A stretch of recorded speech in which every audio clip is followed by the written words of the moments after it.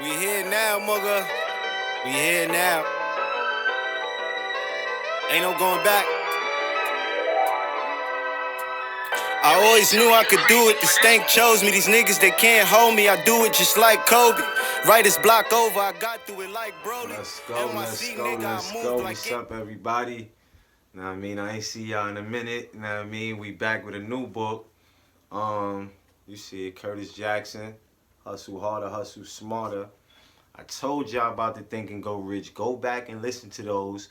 You know what I mean? Because it's definitely some information in there that I know for a fact can change your life. You know what I mean? Moving forward. But shit, man, how y'all feeling, man? I just got out the shower, man. It's late night. You know what I mean? Smelling good right now. Got that good bourbon bath and body. You know what I mean? Wife, you know what's up when you smelling like that when you get in the bed. You know what I mean? But yeah, let's get it going. Shit, we left off. I can see it comes down to two main characteristics. I've got the heart of a hustler and I'm fearless. My primary goal is to help you develop those same characteristics. But before we get into how, I want to talk about those words, fearless and hustler. Coming from me, those words probably make you think of 50 Cent the Gangster, the guy who openly bragged about selling drugs, who got shot 9 times and didn't seem to mind, who got into beefs with some of the most feared names, both on the streets and in hip-hop, and never once backed down. These exploits all belong to 50 Cent, a persona I adopted in order to help deal with the chaos and insanity that I saw all around me growing up. But this book isn't designed to turn you into the next 50 Cent. Don't get it twisted. 50 Cent was and still is a real part of who I am. But if that persona was all there was to me, I never would have been able to maintain the success I've achieved. That's why in this book, I'm going to share the thinking of both 50 Cent and Curtis Jackson. I didn't start going by 50 Cent till I was older, but ever since I was a kid, I've always felt like there were two sides to me, two identities I had to be comfortable with. The side that allowed me to exist in my grandmother's home, where cussing wasn't tolerated and Sundays were for church, and the side that allowed me to survive on the streets. I needed both of those sides to get by. There were times when I would actually wonder if there was something of off about me. Did everyone else have that sense of duality inside of them? Or was I slightly off in the head? Today I can see that there was nothing off about it. Just the opposite. My ability to harness both personalities has been one of my greatest strengths. 50 Cent propelled me to the top. Curtis Jackson is the man who has been able to keep me there. At this point, I've been moving in corporate America longer than I was hustling. I was only making dirty money from the age of 12 to 24. I've been earning legal corporate cash from 25 to 44. That's almost twice as long.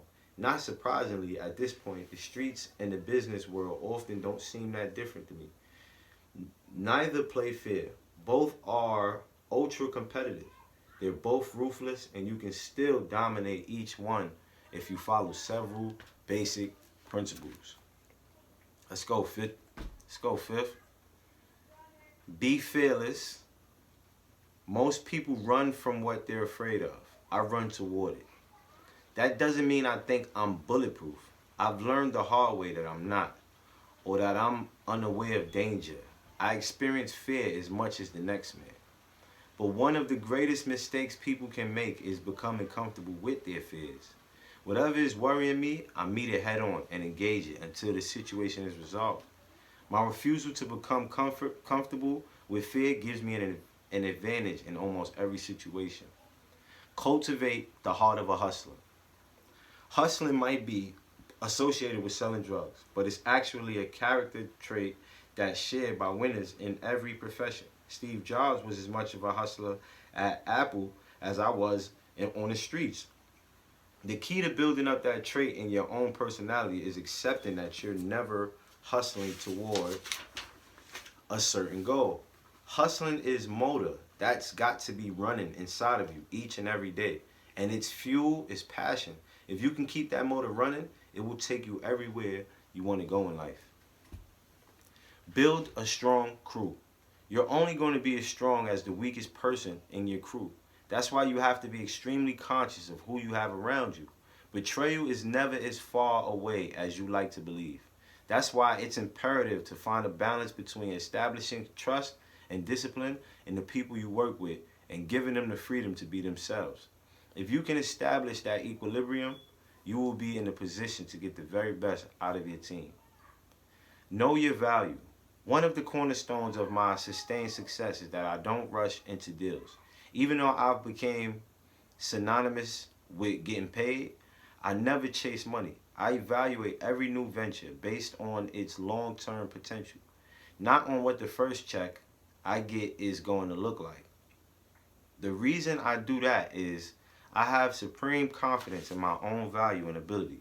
I'm secure that as long as I'm betting on myself, I'm always going to win.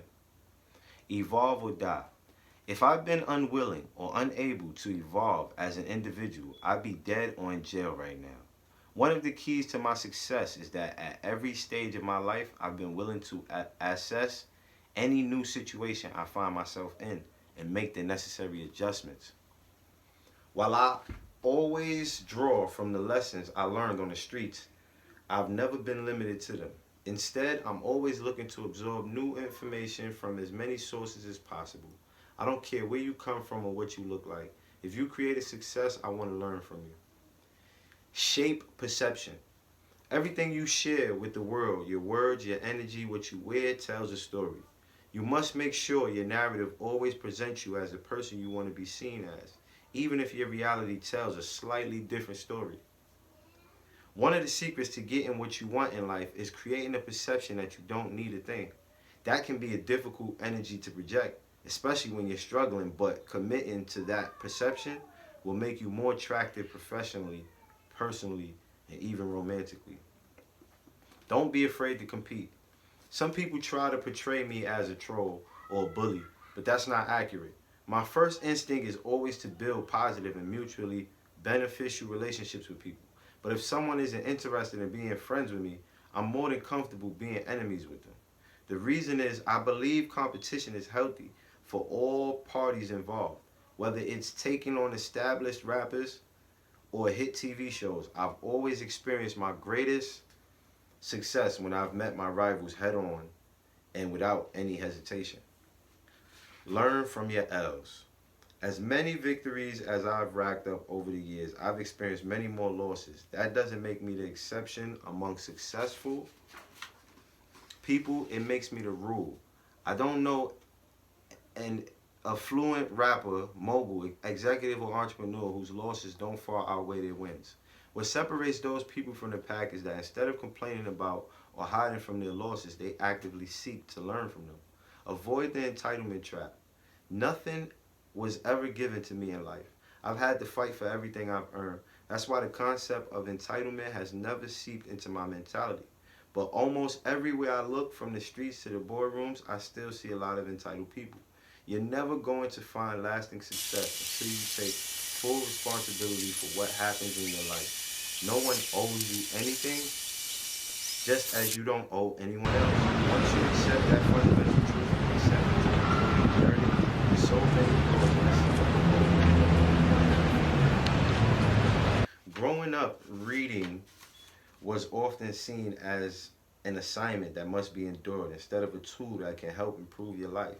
Because of that mentality, no matter how many secrets I share in this book about happiness, business, and improving your life, there are a lot of folks in the hood who still won't ever read them, who won't ever find them. They simply don't sit down and read books. They might walk past a book like this 1,000 times until it's covered in dust before they even think of cracking it open. It's not entirely their fault either. A lot of books aren't written in a language that feels accessible to everyone. Personally, I didn't get into reading until I found writers like Donald Goines and Iceberg Slim who wrote in a voice that felt familiar to me. Their style made me comfortable, and once I had that, it gave me the confidence to start exploring authors who didn't come from the same background as me.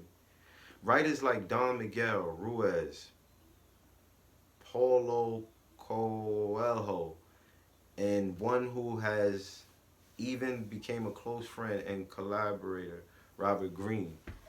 Even if you're not from the streets, and given how diverse my audience has become, there's a good chance you're not. You've still made an important step by picking this book up. These days, a lot of folks have replaced reading with clicking.